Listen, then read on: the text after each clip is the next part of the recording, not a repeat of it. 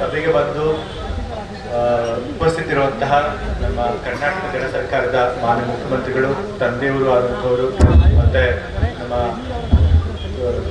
ನಮ್ಮ ಸರ್ಕಾರ ಏನು ನುಡಿದಂತೆ ನಡೆದಿದೆ ಅಂತ ಹೇಳಿ ಹೆಸರು ತಂದುಕೊಳ್ಳಲಿಕ್ಕೆ ಕಾರಣಕರ್ತರಾಗಿರೋರು ಹಲವಾರು ಭಾಗಗಳ ಸರ್ದಾರರು, ಮತ್ತೆ ಸದಾ ಹಿಂದುಳಿದ ವರ್ಗದವರು, ದಲಿತರು, ಅಲ್ಪಸಂಖ್ಯಾತರು, ಮಹಿಳೆಯರು, ರೈತರು, ಕಾರ್ಮಿಕರು, ಹೀಗೆ ಶೋಷಿತರ ಪರವಾಗಿ ದನಿಯಾಗಿ ಕೆಲಸ ಮಾಡ್ತಿರುವಂತಹ ಮಾನ್ಯ ಸಿದ್ದರಾಮಯ್ಯ ಸರ್ ಅವರು ಬಂದಿದ್ದಾರೆ.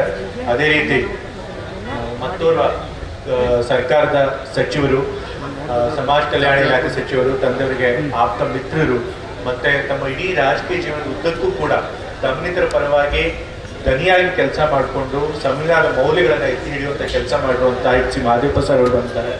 ಮತ್ತೊಬ್ಬರು ಸರ್ಕಾರದ ಸಚಿವರು, ತಂದೆಗೆ ಅವರು ಕೂಡ ಆಪ್ತ ಸ್ನೇಹಿತರು, ಮತ್ತೆ ನನಗೆ ರಾಜಕೀಯ ಮಾರ್ಗದರ್ಶಕರು, ನಮ್ಮ ಕಾಂಗ್ರೆಸ್ ಪಕ್ಷದ ಹಿರಿಯ ಮುಖಂಡರಾದಂಥ ವೆಂಕಟೇಶ್ ಅವರು ಬಂದಿದ್ದಾರೆ. ಮತ್ತೆ ಅದೇ ರೀತಿ ಒಂದು ಕಾರ್ಯಕ್ರಮದ ಅಧ್ಯಕ್ಷತೆಯನ್ನು ವಹಿಸಿರುವಂತಹ ನಮ್ಮ ಮೈಸೂರು ಗ್ರಾಮಾಂತರ ಕಾಂಗ್ರೆಸ್ ಸಂಸ್ಥೆ ಜಿಲ್ಲಾಧ್ಯಕ್ಷರಾದಂತಹ ಶ್ರೀ ವಿಜಯಕುಮಾರ್ ಅವರಿದ್ದಾರೆ. ಧರ್ಮ, ರಾಮ ಮಂದಿರ, ಪಾಕಿಸ್ತಾನ ಇದನ್ನೇ ಚರ್ಚೆ ಮಾಡ್ತಾರೆ. ಇವರು ನಿರುದ್ಯೋಗದ ಬಗ್ಗೆ ಮಾತನಾಡ್ತಾರ. ಇವತ್ತು ದೇಶದಲ್ಲಿ ಹಸಿವು ಬಡವರ ಸಂಖ್ಯೆ ಜಾಸ್ತಿ ಆಗಿದೆ. ಗ್ಲೋಬಲ್ ಹಂಗರ್ ಇಂಡೆಕ್ಸ್ ಅಂತ ಹೇಳ್ತಾರೆ, ಜಾಗತಿಕ ಹಸಿವಿನ ಸೂಚ್ಯಂಕ, ಅದರೊಳಗೆ ಭಾರತದ ರ್ಯಾಂಕ್ ಕೆಳಗೆ ಬಿದ್ದು ಹೋಗ್ಬಿಡಿದೆ. ಇವತ್ತು ಈಗಲೂ ಕೂಡ ಇಷ್ಟೊಂದು ಜನ ಹಸುವಿನಿಂದ ಬಳಲ್ತಾ ಇದ್ದಾರೆ. ಹಸು ಹೋಗಾಡಿಸೋ ಬಗ್ಗೆ ಮಾತಾಡೋದಿಲ್ಲ, ಮಕ್ಕಳಿಗೆ ಶಿಕ್ಷಣ ಉದ್ಯೋಗ ಕೊಡೋದ್ರ ಬಗ್ಗೆ ಮಾತಾಡೋದಿಲ್ಲ, ಬಂಡವಾಳ ತರೋದ್ರ ಬಗ್ಗೆ ಮಾತಾಡೋದಿಲ್ಲ, ನಮ್ಮ ನೆರೆಹೊರೆ ರಾಷ್ಟ್ರಗಳ ಜೊತೆಗೆ ಹೇಗೆ ನಮ್ಮ ಬಾಂಧವ್ಯ ಉತ್ತಮ ಮಾಡ್ಕೋಬೇಕು ಅದ್ರ ಬಗ್ಗೆ ಮಾತನಾಡೋದಿಲ್ಲ, ಇನ್ಫ್ರಾಸ್ಟ್ರಕ್ಚರ್ ಹೇಗೆ ಮಾಡ್ಬೇಕು ಅದ್ರ ಬಗ್ಗೆ ಮಾತನಾಡೋದಿಲ್ಲ. ಅದು ಯಾವಾಗ ನೋಡಿದ್ರು ಕೇವಲ ಧರ್ಮ, ಪಾಕಿಸ್ತಾನ ಇದ್ರ ಬಗ್ಗೆ ಮಾತನಾಡ್ತಿರ್ತಾರೆ. ಭಾವನಾತ್ಮಕ ವಿಷಯಗಳನ್ನ ತೆಗೆದು ಜನರಿಗೆ ಮರಳು ಮಾಡಿ ಅವರು ನಿಜವಾದ ಸಮಸ್ಯೆಗಳಿಂದ ವಿಮುಖರಾಗಿ ತಮಗೆ ಬರೀ ಭಾವನಾತ್ಮಕ ವಿಷಯದ ಆಧಾರದ ಮೇಲೆ ವೋಟ್ ಕೊಡುವಂಗೆ ಮಾಡ್ತಾ ಇದ್ದಾರೆ. ಈಗ ಮಾಡಿ ಏನಾಗೋಗಿದೆ, ಇವತ್ತು ಬಿಜೆಪಿ ಅವ್ರದ್ದು ನಿರಂಕುಶತ್ವ ಆಗೋಗ್ಬಿಡಿದೆ, ಅವ್ರದೊಂದು ರೀತಿ ಸರ್ವಾಧಿಕಾರ ಆಗೋಗ್ಬಿಡಿದೆ. ಇವತ್ತು ಅವ್ರನ್ನ ಯಾರು ಹೇಳೋರು ಕೇಳೋರಿಲ್ಲ. ಇವತ್ತು ಮೋದಿ ಸರ್ಕಾರದ ಮೇಲೆ ಯಾರಾದ್ರೂ ಮಾತನಾಡಿದ್ರೆ ಅವ್ರನ್ನ ತಕ್ಷಣ ಜೈಲಿಗೆ ಹಾಕ್ತಾರೆ. ಮಾಧ್ಯಮದವ್ರು ಇರ್ಬೋದು, ವಿದ್ಯಾರ್ಥಿ ಹೋರಾಟದಲ್ಲಿ ಇರೋರು ಇರ್ಬೋದು, ದಲಿತ ಚಳವಳಿಗಾರರು ಇರ್ಬೋದು, ರೈತರು ಇರ್ಬೋದು. ಇವತ್ತು ಎಷ್ಟೊಂದು ಮೀಡಿಯಾಗಳನ್ನ ಮೋದಿ ಸರ್ಕಾರ ಮುಚ್ಚಾಕ್ಸ್ಬಿಟ್ಟಿದೆ. ಇಷ್ಟೊಂದು ಮಾಧ್ಯಮದ ಯಾರ ವಿರುದ್ಧ ಮಾತನಾಡ್ತಿದ್ರು ಪತ್ರಕರ್ತರು, ಅವ್ರು ತಮ್ಮ ಕೆಲಸನೇ ಕಳ್ಕೊಳ್ಳೋಂಗ್ ಮಾಡ್ಬಿಟ್ಟಿದ್ದಾರೆ. ಹೀಗೆ ಪ್ರಜಾಪ್ರಭುತ್ವನ ದಿನೇ ಇವರು ಕೊಲ್ತಾ ಇದ್ದಾರೆ. ನಮ್ಮ ವಾಕ್ ಸ್ವಾತಂತ್ರ್ಯನೇ ಹರಣ ಮಾಡ್ತಾ ಇದ್ದಾರೆ. ಜನರ ಹಕ್ಕು ಮತ್ತೆ ಸ್ವಾತಂತ್ರ್ಯನ ದಿನೇ ಕಸಿದ್ಕೊಳ್ತಾ ಇದ್ದಾರೆ. ಮತ್ತೊಮ್ಮೆ ಏನಾದ್ರೂ ಇವರು ಅಧಿಕಾರಕ್ಕೆ ಬಂದ್ರೆ ಖಂಡಿತ ಭಾರತಕ್ಕೆ ಉಳಿಗಾಲ ಇರೋದಿಲ್ಲ, ಉಜ್ವಲ ಭವಿಷ್ಯ ಇರೋದಿಲ್ಲ. ನಮ್ಮ ಭಾರತ ಅವನತಿಯ ಅಂಚಿಗೆ ಹೋಗುತ್ತೆ.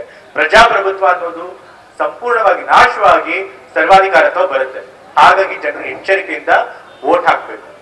ನಮ್ಮ ಕಾಂಗ್ರೆಸ್ನವರು ನಾವು ನುಡಿದಂತೆ ನಡೆದಿದ್ದೇವೆ, ಸಂವಿಧಾನ ರಕ್ಷಣೆ ಮಾಡುವಂತ ಕೆಲಸ ಮಾಡಿದ್ದೇವೆ, ಜನರ ದನಿಯಾಗಿ ಕೆಲಸ ಮಾಡಿದ್ದೇವೆ, ಜನರ ಹಕ್ಕುಗಳನ್ನ, ಸ್ವಾತಂತ್ರ್ಯಗಳನ್ನ ಯಾವತ್ತೂ ನಾವು ಹರಣ ಮಾಡಿಲ್ಲ. ಸಮಾಜದಲ್ಲಿ ಯಾವತ್ತೂ ಕೂಡ ನೆಮ್ಮದಿ ಶಾಂತಿಯನ್ನ ಕದಡುವಂತ ಕೆಲಸ ಮಾಡಿಲ್ಲ.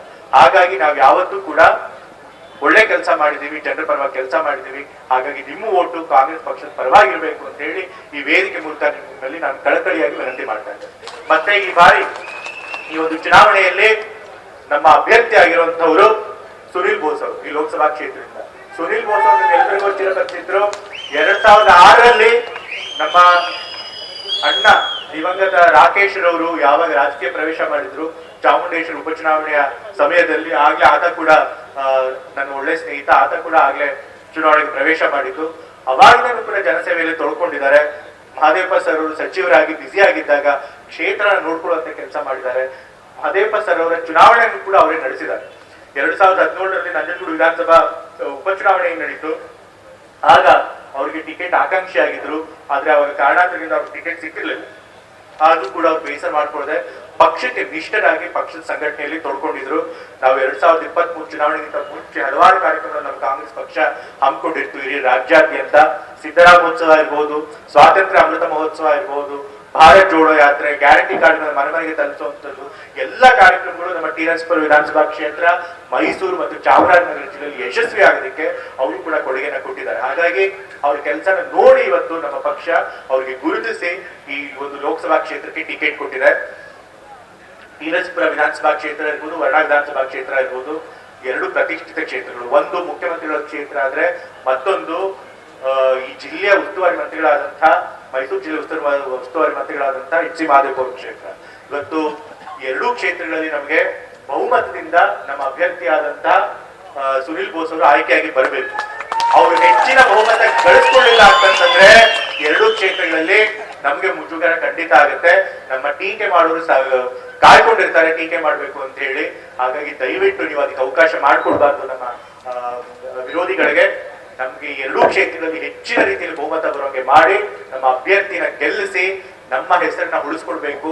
ಮುಖ್ಯಮಂತ್ರಿಗಳು ಮತ್ತೆ ಎಚ್.ಸಿ. ಮಹದೇವ್ ಸರ್ ಹೆಸರನ್ನ ಉಳಿಸ್ಕೊಡ್ಬೇಕು ಅಂತ ಹೇಳಿ ನಮ್ಮೆಲ್ಲ ಕಾರ್ಯಕರ್ತರು ನಾನು ಕಳಕಳಿಯಿಂದ ಮನವಿ ಮಾಡ್ತಾ ಇದ್ದಾನೆ. ಮತ್ತೊಮ್ಮೆ ಮತದಾರರಲ್ಲಿ ಕೇಳ್ಕೊಳ್ತಾ ಇದ್ದಾನೆ, ದಯವಿಟ್ಟು ನಮ್ಮ ಪಕ್ಷಕ್ಕೆ ನಮ್ಮ ಅಭ್ಯರ್ಥಿ ಅಂತ ಸುನಿಲ್ ಬೋಸ್ಗೆ ವೋಟ್ ಮಾಡ್ಕೊಡಿ. ಯಾಕೆಂದ್ರೆ ನಾವು ನುಡಿದಂತೆ ನಡೆದಿದ್ದೇವೆ. ಬಿಜೆಪಿ ಪಕ್ಷ ವಚನಭ್ರಷ್ಟರಾಗಿದ್ದಾರೆ. ಮತ್ತೆ ಬಿಜೆಪಿ ಅಧಿಕಾರಕ್ಕೆ ಬಂದ್ರೆ ಈ ದೇಶ, ಈ ಸಂವಿಧಾನ, ಈ ಪ್ರಜಾಪ್ರಭುತ್ವ ಹಾಳಾಗುತ್ತೆ.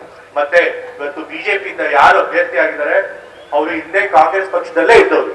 ಅವರು ನಮ್ಮ ಕಾಂಗ್ರೆಸ್ ಪಕ್ಷದ ಹಿಂದೆ ಚಾಮರಾಜನಗರ ಲೋಕಸಭಾ ಕ್ಷೇತ್ರದ ಸಂಸದರಾಗಿದ್ದಂತ ನಮ್ಮೆಲ್ಲರ ನೆಚ್ಚಿನ ನಾಯಕರಾಗಿದ್ದಂತ ಧ್ರುವನಾರಾಯಣ ಅವರ ಶಿಷ್ಯರು ಅಂತ ಹೇಳಿ ಹೇಳ್ಕೊಂಡು ಓಡಾಡ್ತಿದ್ದಾರೆ. ಧ್ರುವನಾರಾಯಣ ಸರ್ ಅವ್ರ ಜೊತೆಗೆ ಇದು ನಿಜ. ಧ್ರುವನಾರಾಯಣ ಅವರು ಕೂಡ ಬಿಜೆಪಿ ಒಮ್ಮೆ ಇದ್ರು.